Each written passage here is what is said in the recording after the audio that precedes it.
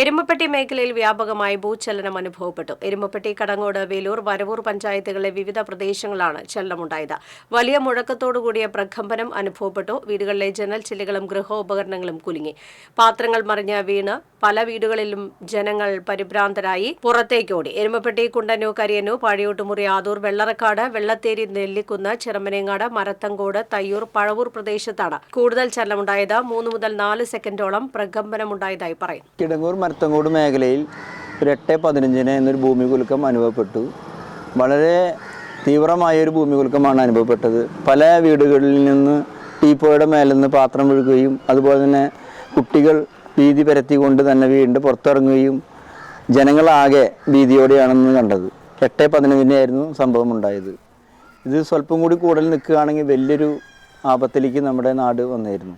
റഷീദ് എരുമപ്പെട്ടിയിൽ നിന്നും ചേരുന്നു വിവരങ്ങളുമായി. റഷീദ്, ഏതൊക്കെ പ്രദേശങ്ങളിലാണ് പ്രധാനമായും ഭൂചലനത്തിന്റെ ഒരു പ്രതിഫലനം ഉണ്ടായത്?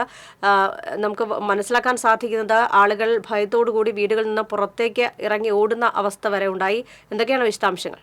അലിറ്റി നേരത്തെ നമ്മളുമായി സംസാരിച്ചത് Chowwannur block panchayat member K മണിയാണ്. അദ്ദേഹം പറഞ്ഞതുപോലെ വലിയ ഒരു പരിഭ്രമമാണ് ആളുകൾക്കിടയിൽ ഉണ്ടായിട്ടുള്ളത്. നമുക്കറിയാം, കുറെ കാലങ്ങൾക്ക് ശേഷമാണ് ഇത്തരത്തിലുള്ള ഒരു ഭൂചലനം മേഖലയിൽ അനുഭവപ്പെടുന്നത്. പാലക്കാട് ജില്ലയിലും തൃശൂർ ജില്ലയിലും ഭൂകമ്പം ഉണ്ടായിട്ടുണ്ട് എന്നുള്ള ഒരു വിവരവും നമുക്ക് ലഭിച്ചിട്ടുണ്ട്. ഏറ്റവും കൂടുതൽ ഭൂചലനം അനുഭവപ്പെട്ട് തൃശൂർ ജില്ലയിലെ വിവിധ ഭാഗങ്ങളിലാണ്. നമുക്കറിയാം, എരുമപ്പെട്ടി, വരവൂര്, വേലൂർ, കടങ്ങോട് എന്നീ പഞ്ചായത്തുകൾ ഒരു ഭൂചലന കേന്ദ്ര പ്രദേശമാണ്. ഇതിന്റെ ഒരു പ്രഭവ കേന്ദ്രം എന്ന് പറയുന്നത്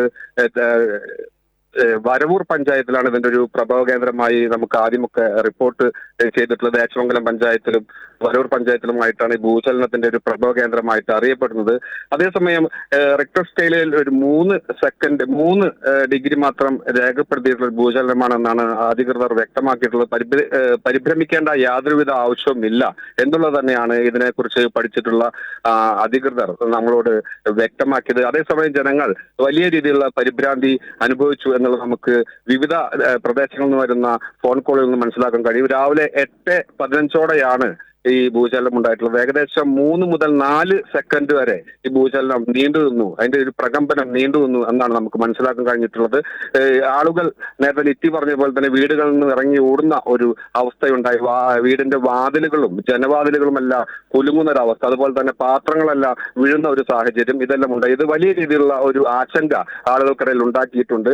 നേരത്തെ തന്നെ തുടർ ചലനങ്ങൾ ഉണ്ടാകുമോ എന്നുള്ള വിവരങ്ങൾ അന്വേഷിച്ചുള്ള വിളികളും നമുക്ക് വന്നിരുന്നു. നമ്മൾ ഇതിനെക്കുറിച്ച് ഇതിന്റെ ബന്ധപ്പെട്ട അധികാരികളുമായി സംസാരിച്ചപ്പോൾ തുടർ ചലനങ്ങൾക്ക് സാധ്യതയുണ്ടെങ്കിലും വലിയ അപകടങ്ങൾ ഉണ്ടാകാനുള്ള ഒരു സാധ്യതയുമില്ല എന്നാണ് വ്യക്തമാക്കിയിട്ടുള്ളത്. അതുകൊണ്ട് തന്നെ പരിഭ്രമിക്കേണ്ട യാതൊരു ആവശ്യവും ഈ ഭൂചലനവുമായി ബന്ധപ്പെട്ട് ഇല്ല എന്നാണ് നമുക്ക് മനസ്സിലാക്കാൻ കഴിയുന്നത്.